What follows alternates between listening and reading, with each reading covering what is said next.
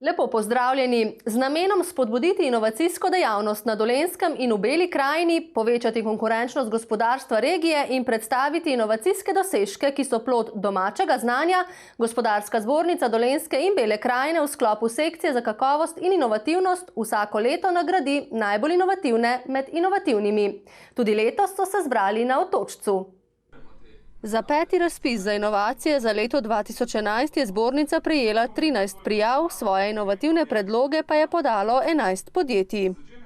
Podjetja, ki se prijavljajo na te razpise, imajo bistveno višje zavedanje za področje inovacij, za področje konkurenčnosti, ne nazadnje tudi dvig produktivnosti, kot mogoče ostala podjetja. Ampak mi želimo v prihodnosti, da tudi ta ostala podjetja, ki v letošnjem letu niso se prijavili na ta razpis, da se prijavijo prihodnjič. V znanje in raziskave je treba stalno vlagati, je poudaril predsednik Regijske gospodarske zbornice. Najpomembnejše pri inovaciji je, da jo tržišče prepozna, to pomeni, da ima inovacijski izdelek ali storitev kupca, ki je pripravljen za to plačati in to primerno ceno. Vse te inovacije imajo neko praktično vrednost, kajti ta podjetja dobro živijo na račun teh inovacij in prodajo te inovacije širom sveta, ne samo v Sloveniji. 6-članska komisija je prispele inovacije ocenila na osnovi inventivnosti, gospodarskih rezultatov in napovedi, trajnostnega ter okoljskega vidika. Podelili so 6 zlatih, 5 srebrnih in 2 bronasti priznanji. Najuspešnejši je bil novomeški farmacevt, ki je letos prvič nastopil kot skupina. Zlati sta bili inovaciji matičnega podjetja Krka iz Ločne, srebrna pa inovacija hčerinskega podjetja Farma GRS. Skupni imenovalec vseh teh inovacij je, da nadaljujemo svojo pot dodajanja vrednosti našim izdelkom v dobrobit pacientov in drugih naših uporabnikov, s tem, da uporabljamo današnjo tehnologijo za molekule, ki so že znane. Kot so na podelitvi poudarili Krkini raziskovalci, so na ta način njihovi izdelki varni, kakovostni in učinkoviti, z inovacijami pa dodajajo presežek k drugim izdelkom, ki so že na trgu. Kako z inovacijami pritegniti kupca, je vselej izziv, pa meni Rotar. Ampak ta proces se začne na začetku. Inovirati se da seveda na vseh področjih. Potrebno pa je usmeriti našo razvojno-raziskovalno in inovacijsko dejavnost širše na tista področja, ki so za naše kupce najpomembnejša. Kadar se usmerimo v neko delo za to, da bomo zadovoljili potrebe trga, takrat vprašanje, ali bomo pri tem uspešni, potem na trgu ne more biti. Zlato priznanje za inovacijo so prejeli tudi raziskovalci iz novomeške Adrie Mobil, ki so dokazali, da podjetje stavi na inovativnost, je povedala Slavica Šterk. Nagrajena inovacija Matrix Supreme, to je razvoj skupine avtodomov na podvozju Renault, je razširila ponudbo Adrijinih avtodomov na segment vozil na podvozju Renault, kar predstavlja manjšino v naši branži, kajti 80% avtodomov je razvitih na Fiat. Torej smo razširili ponudbo in vstopili v segment kupcev, ki iščejo kaj drugega kot Fiat. Nagrada za inovacijo je šla tudi v roke novomeškega TPV-ja. To priznanje je za razliko od vseh prejšnjih malo drugačno, ni vezano direktno na nek proces ali pa izdelek, je pa vezano dejansko na sam proces razvijanja delov za avtomobilsko industrijo. Rezultat tega je pa to, da je sam proces daje izdelke, ki so bolj konkurenčni. Se pravi, izdelek bo bolj zoptimiran, manj bo potrebno, se pravi, bolj bo zoptimiran že v samem razvojnem, tem bi lahko rekli virtualnem delu, in bo potem potrebno manj prototipov, izdelek bo pa na koncu boljši, lažji, kar pa vemo, lažji kot je vsak izdelek, lažji je na koncu avto in ta avto tudi porabi manj goriva in izpusti manj škodljivih plinov. Priznanja pa se je razveselilo še eno novomeško podjetje, Infotehna. Mi se trudimo v Infotehni slediti novim zahtevam na trgu, ki prihajajo strani organov registracij, so agencije za zdravila, in našim kupcem v farmacevtski industriji ponuditi rešitve, s katerimi lahko zagotavljajo svoje delo in so obenem tudi v skladu z novimi zahtevami regulative, kot sem omenil. Nagrajena inovacija je dodaten kamenček v mozaiku njihovih rešitev, pravi Kobe. Ki pokriva ta del farmakovigilance. Ta del do zdaj ni bil pokrit, zdaj imamo in lahko rečemo, da pokrivamo celoten življenjski cikel izdelka v farmacevtski industriji, se pravi zdravila.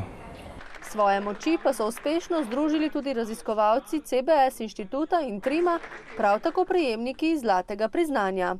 Ta inovacija je dejansko plod 5-letnega dela naših raziskovalcev in naš strateški cilj je bil, da pridemo do enega res bistveno novega produkta, ki bo v gradbeništvu pomenil eno prebojno inovacijo. To je produkt, ki izkorišča, nekako izhaja iz okenske tehnike in jo nadgrajuje tako, da dobimo fasadni sistem, ki je sestavljen iz več slojev, polnjenih z plinom. Imamo notranjo in zunanjo ploščo, ki jo lahko izbiramo glede na želje kupca. Za najboljšo inovacijo na državni ravni se bodo potegovale 4 nagrajene regijske novosti, ki so plod timskega dela v Krki, CBS inštitutu in Trimu, TPV-ju in Infotehni. Želimo, tako kot v prejšnjih letih, da tudi v tem letu dobimo nagrade na nacionalnem nivoju, v kar sem prepričan, ker današnja predstavitev pokazuje, da imamo res primerne kandidate in da bojo to tudi dobili. Že sicer pa nagrajena podjetja ostajajo inovativna tudi v prihodnje. Nenazadnje velik del prihodkov od prodaje namenjajo za področje raziskav in razvoja. To je v Krki bistvenega pomena, poudarja njen predsednik uprave in generalni direktor. Seveda, to gre v Krki na nivoju skoraj 1/10 od vseh prihodkov, kar pomeni skoraj 100 milijonov evrov na leto, kar je pa še pomembneje pa to, da pri nas na raziskavah in razvoju, če pogledam vse, ki so v to vključeni, dela več kot 500 strokovnjakov. S tem omogočamo stalen dotok novih izdelkov na trg, kar pa potem spet omogoča ustrezno financiranje vseh naših načrtov, kajti naši načrti segajo 10 in več let v prihodnost. Portfelj naših izdelkov v razvoju je prek 130 projektov in to zahteva stalna in velika vlaganja v raziskave in razvoj, na drugi strani pa zahteva tudi rezultate, ki so v primeru tega in drugih nagrajenih podjetij nedvomno vidni navzven. Uspešne inovatorje pa imajo tudi v Posavju. Tako je tamkajšnja območna gospodarska zbornica v Krškem tradicionalno nagradila najboljše inovatorje za minulo leto. Letos so avtorjem 10 inovacij podelili 2 zlati, 2 srebrni in 6 bronastih priznanj. Na letošnji razpis so prejeli 11 prijav 25 inovatorjev. Letošnje leto je glede prijav bilo nekakšno povprečno leto v zadnjih letih v Posavju, namreč od leta 2008 zaznamo resno dober porast inovacij, predtem pa je bilo malo slabše. Se pa kvaliteta prijavljenih inovacij izboljšuje. Večina prijav je bila iz gospodarstva. Vendar pa poznamo tudi inovacije v javnem sektorju in tudi inovacije, ki niso direktno povezane s tehničnimi proizvodi, vendar so povezane z postopki vodenja in upravljanja. Letos smo imeli takšno prijavo samo eno, zato pozivamo drugo leto, mogoče inovatorje, ki delujejo na tem področju, naj se malo pogumijo in prijavijo tudi bolj tako imenovane mehke inovacije, kajti tudi te inovacije bistveno prispevajo k konkurenčni prednosti slovenskega gospodarstva. V Posavju je veliko inovativnih posameznikov, podjetij in organizacij, ki pa razpisu zbornice ne sledijo, je poudaril njen direktor Darko Gorišek. To pa zaradi različnih pristopov. Marsikatero podjetje ima to za poslovno skrivnost, namreč inovacija, dokler jo ohraniš za sebe, ti nudi konkurenčno prednost. Pričakujem, da bodo določena podjetja pri tem spremenila svoje mišljenje in da bodo upala izpostaviti svoje inovatorje v smislu promocije njih in pa samega podjetja. To so nedvomno storili nagrajeni inovatorji. Zlato priznanje sta si prislužila podjetje Ino Brežice za mulčer Triplex 800 in samostojni inovator Daniel Mižigo iz Krškega za odvod urina iz katetra. Gre za medicinski pripomoček, ki je svetovna inovacija, poudarja njegov avtor. Ker jaz sem to dal preveriti, ne kot jaz sam samo, ampak preko patentnega urada. Patentni urad je preveril celo stvar, da sem pa siguren, sem pa jaz še ljudi, ki poznam v Ameriki, Nemčiji in na večjih državah, tudi v Italiji. Ta element sam je to nekaj evrov, Ampak kakega značaja pa to, drugače, moralnega in pa higienskega, je pa neprecenljiv, ne? Ker če bi jaz naredil tam eno stvarco, ki je vredna 100 000, a pa ne, 1000 evrov, bi vedel krat 15% ali pa ne in koliko bi to kasiral, ne? Tle pa ta minimalna vrednost, ne? Srebrni priznanji sta šli v roke podjetjema Stille Sevnica za program stilskega modularnega pohištva Dante in Resistek v Izkostanjevice na Krki za robotsko celico s submikrometrsko resolucijo. Naša inovacija dejansko posega na področje robotike, na proizvodnjo mikroelektromehanskih komponent in na tem področju razrešuje določene probleme gibanja, manipulacij in pa problemov povezanih z gibanjem v submikrometrski skali, se pravi v skali nižji od mikrometra, to je v nanometrski skali. Sicer je bila sama inovacija razvita z mislijo po bazičnih raziskavah, se pa prenašajo vse gotovitve, ki so nastale na tej robotski celici, postopoma v proizvodnjo, od recimo nadzorov z kamerami, ki izboljšujejo kakovost produktov, potem samih merilnih sistemov, ki dosegajo izjemne natančnosti in pa tako naprej postopoma tudi naprej v celotno grupacijo podjetij. Bronasta priznanja so prejeli podjetja Armat, Implet Pletiva, Resistek, Šolski center Krško, Sevnica in poslovna enota TPV-ja Brežice. Sicer pa je pri ocenjevanju komisija izluščila dobro inovacijo izmed številnih idej, je poudaril njen predsednik. Kriterij je bil tudi, ali je inovacija res novost. Ali ima nek gospodarski učinek in tudi kako inovacija vpliva na konkurenčno prednost in trajnostni razvoj družbe in tudi širše okolice. Predsednik Gospodarske zbornice Slovenije Samo Hribar Milič je dejal, da smo v Sloveniji po inovativnosti nad povprečjem Evropske unije. Imamo pa še veliko priložnosti, predvsem na področju netehnoloških inovacij, da izboljšamo svojo prepoznavnost, obliko, dizajn, kot pravimo, tudi poslovne procese in s tem potem povečamo svojo konkurenčnost. Prihodnost Slovenije je zelo jasno začrtana. Ali bomo inovativna družba ali pa nas ne bo, je poudaril Hribar Milič. Zgolj s pridnostjo in cenenostjo ne moramo biti konkurenčni, bolj bomo morali tržiti svoje znanje, inovativnost in iznajdljivost pri povezovanju, je dejal. In nenazadnje tudi tako, da zagotavljamo neko podporno mrežo, izobraževanje, promocijo, nenehno usposabljanje, da inovatorji lahko pridejo do informacij, kaj se v svetu dogaja. Novost, ki jo pričakujejo, tako Hribar Milič, pa je zagotovitev dodatnih skladov rizičnega kapitala, s katerimi bodo lahko podprli inovativne izdelke in storitve. Ostajamo v Posavju. Tamkajšnje gospodarstvo je v dobri kondiciji, kažejo kazalniki, ki so jih prejšnji teden vzeli pod drobnogled na upravnem odboru območne gospodarske zbornice Krško. A brez upoštevanja poslovanja energetskih družb je posavsko gospodarstvo pod slovenskim povprečjem, so povedali na srečanju tamkajšnjih gospodarstvenikov v Sevnici. Srečanja, ki ga je v sodelovanju s svetom regije Posavje pripravila občina Sevnica, so se udeležili gospodarstveniki iz vseh 6 posavskih občin. Tudi ta vlada bo morala bolj razmišljati marketinško in manj ekonomsko. To je tisto, kar pri tej vladi še vedno pogrešamo. Vemo, da v kriznih časih moraš se razvijati, moraš v smer razvoja in smer razvoja pomeni marketinško razmišljanje, ne pa ekonomsko. To je ena. Drugo, in prav iz tega bi rekel tako, tretja razvojna os, ki nas tukaj že dalj časa pesti in o kateri se pogovarjamo, se odmika, ni umeščena, vprašanje, kje bo. V poslovnih conah, kjer jih imamo kar dovolj, najprej moramo doseči to, da bomo planirali poslovne cone tam, kjer bojo lahko kasneje v posledici cenejše, ne pa da jih zdaj postavljamo na najdražja mesta, potem bi pa radi, da so poceni. Ne gre tako. In to povzroča država, ne povzroča občine same. Če bi občine same dobro vejo, kje bi bile dobre poslovne cone, ampak tam je vedno neka omejitev.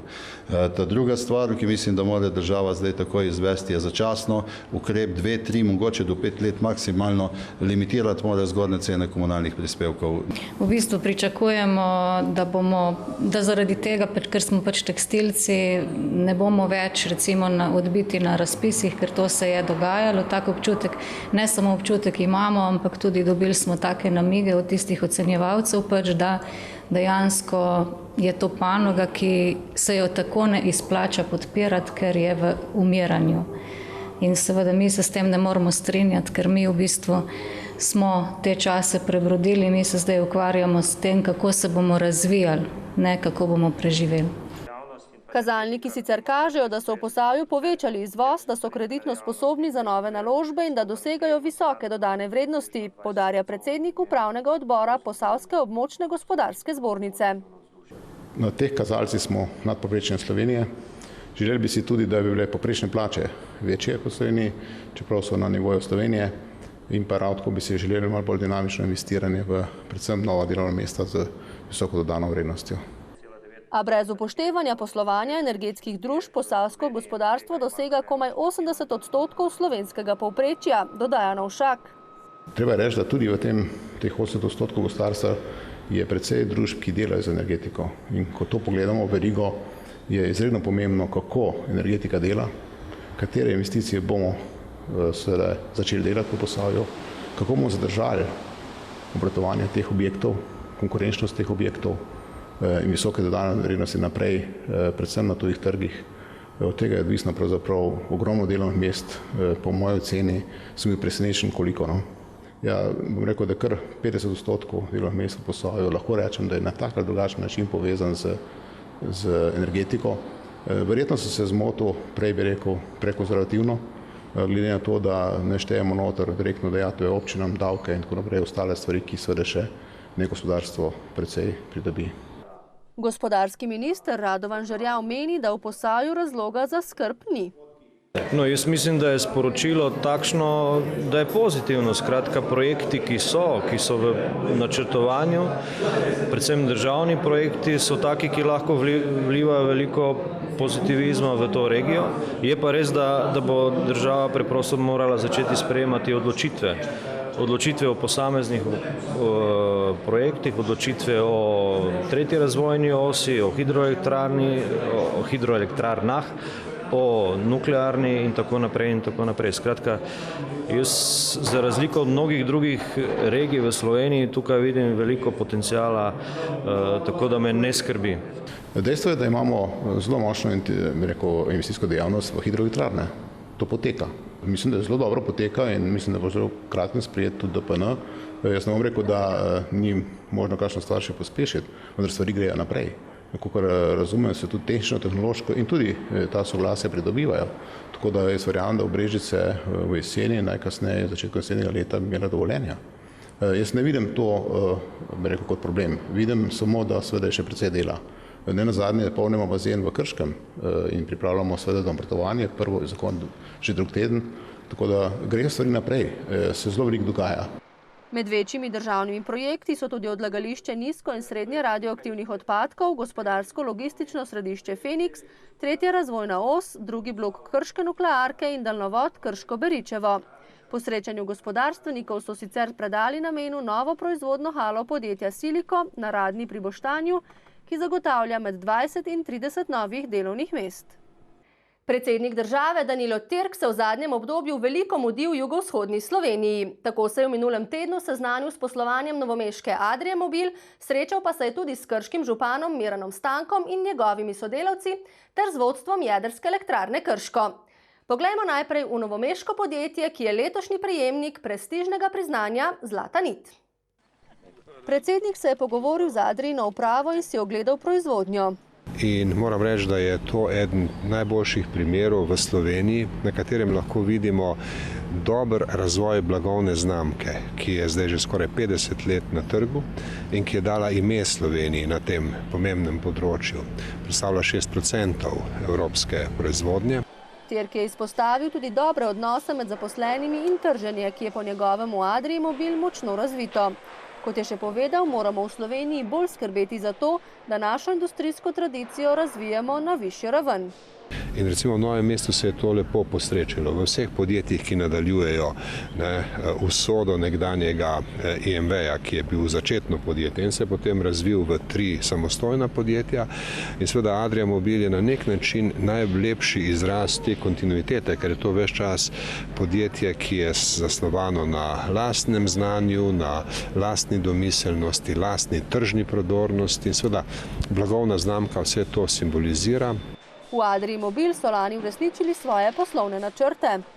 Z realizacijo preko 9000 proizvedenih in prodanih enot, ustvarila sama 230 milijonov evrov bruto prometa oziroma celotna skupina Adria, ki sestavlja 12 podjetij, 267 milijonov evrov bruto prometa in pri tem ustvarila skoraj 10 milijonov evrov čistega dobička.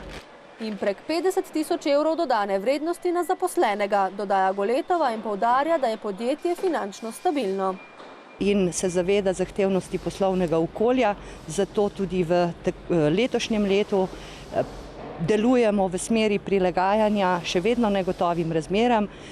Ugotavljamo, da se trg počasi umirja, da poletje bo vroče in zahtevno in da bomo z inovativnimi produkti, z novimi rešitvami, ki jih bomo našim kupcem predstavili prvič v Düsseldorfu na vsakoletnem sejmu, prepričali, da je Adria blagovna znamka in da so Adrijini produkti tisti, ki jih bo vredno v prihodnosti kupovati. Skorajšnja prva polovica leta mineva skladno s predvidevanji. To je približno enak obseg proizvodnje kot lani.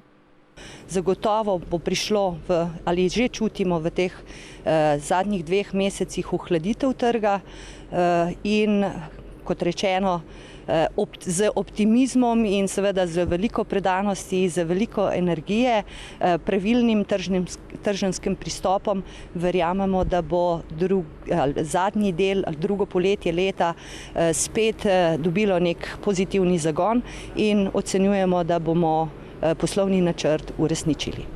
Adria Mobil ta čas dosega skoraj 6% delež na evropskem trgu v programu prikolic in avtodomov. In lahko na podlagi vseh prejetih priznanj, ki smo jih dosegli v lanskem letu, kjer nenehno izpostavljamo kot eno prestižno nagrado Kenning-Kunde priznanje nemških bralcev za najboljši avtodom, da je to tisto, kar potrjuje dobro kakovost. In ugled blagovne znamke v evropskem prostoru, dodaja Goletova. In ne nazadnje, pred dobrim tednom smo dobili podobno potrditev o najboljši blagovni znamki iz Nemčije tudi od bralcev Promobila. V Adrii Mobil želijo letos predvsem ohraniti število zaposlenih, teh je v skupini 1300, zvišati storilnost in utrditi svoj položaj za vnovično rast v prihodnjem letu. Sicer pa je predsednik države le nekaj dni po obisku Adrie Mobil obiskal tudi Krško občino. Srečal se je z njenim vodstvom, ki ga je seznanilo s trenutnim delom in projekti, velik del obiska pa je posvetil krški nuklearki. Predsednik države je poudaril, da je Krška občina uspešna občina, ki ima dobro razvito prostorsko načrtovanje in je nasploh razvita na vseh ravneh. Tako na gospodarski ravni, kot tudi na ravni razvoja kulture, umetnosti, muzejske dejavnosti. In mislim, da je dobro pogledati vse te izkušnje. Moram reči, da je Krška občina naredila v zadnjih letih res veliko korakov naprej in da je marsikaj za pokazati. Vendar žal zaradi pomanjkanja časa nismo v možnosti, da bi pokazali vse, da bi se lahko pohvalili vsem, kar smo dosegli. Izbrali smo nekaj takih objektov in takih dejavnikov, ki so ključni v Krški občini in mislim, da je gospod predsednik dobil vtis o tem, kako razvita in kakšna je Krška občina. Za krško nuklearko je predsednik prepričan, da bo odigrala pomembno vlogo tudi v nadaljnji skupni energetski strategiji Slovenije. Danes sem imel priložnost izvedeti nekoliko več o različnih testih, stresnih testih in o drugih dejavnostih, ki zagotavljajo vrhunsko varnost naše jedrske elektrarne in ki so del te varnostne kulture, ki tu že dolgo obstaja. Vendar so na nek način celo prehiteli mednarodne potrebe, ki so se izkazale zlasti po katastrofi v Fukušimi in kjer smo videli, da na mednarodni ravni sedaj več teh prizadevanj za to, da se preizkusijo vse nuklearne elektrarne. Naša deluje v teh primerjavah zelo dobro. Gospod predsednik je izpostavil zelo aktualna vprašanja, predvsem pomembnosti komunikacije z vsemi vrstami javnosti, proaktivne komunikacije o nekih pomembnih vprašanjih, kot so stresni testi, kar smo seveda vzeli kot nalogo, čeprav je to tudi v naših načrtih. Predsednik države se je dotaknil tudi podaljšanja življenjske dobe nuklearne. Nuklearna elektrarna je zamišljena za 40-letno obratovanje, sedaj jih ima 30 let za sabo. Projekti, ki so narejeni za do 60-letno življenjsko dobo, so v visoki stopni, rekel bi, priprave. Tako da verjamem, da je osnovna smer razvoja tu, podaljšanje življenjske dobe. Ostalo pa je seveda odprto in o tem bi se lahko pogovarjali v nekaj kasnejšem obdobju. Torej, naši načrti so dokaj jasni, kar zadeva obratovanja jedrske elektrarne Krško. So opredeljeni ne samo v naših načrtih, so opredeljeni tudi v konceptih nacionalne strategije. To je seveda podaljšanje obratovanja iz sedanjih 40 na 60 let. Lahko z zadovoljstvom ugotavljam, da je upravni postopek, ki to omogoča, v zaključni fazi. Teče na strokovni ravni med nami in Upravo za jedrsko varnost in bo predvidoma končan, če sem malo optimističen, sredini tega leta. To se pravi, da smo tik pred tem, da se ta strokovni postopek konča in s tem je nekako definirana naša prihodnost in jasen signal nam vsem za dolgoročno načrtovanje, jasen signal lastnikom za dolgoročno podporo in seveda celemu energetskemu sektorju, da lahko s tem virom računa na dolgi rok. To je tudi predpostavka, ki bi morala biti prenesena v nacionalni program in sicer v smislu, da se Slovenija opredeljuje za dolgoročno koriščenje jedrske energije, kar je, tako Rožman, ključno stališče, ki bi moralo najti mesto v nacionalnem programu. V tem okviru lahko govorimo o podaljšanem obratovanju nuklearke in njenem drugem bloku, še dodaja Rožman. S tem smo prišli do konca tokratne oddaje. Njene vsebine si lahko ogledate tudi na naši spletni strani, pored male zaslone pa vabljeni spet prihodnji torek. Nasvidenje!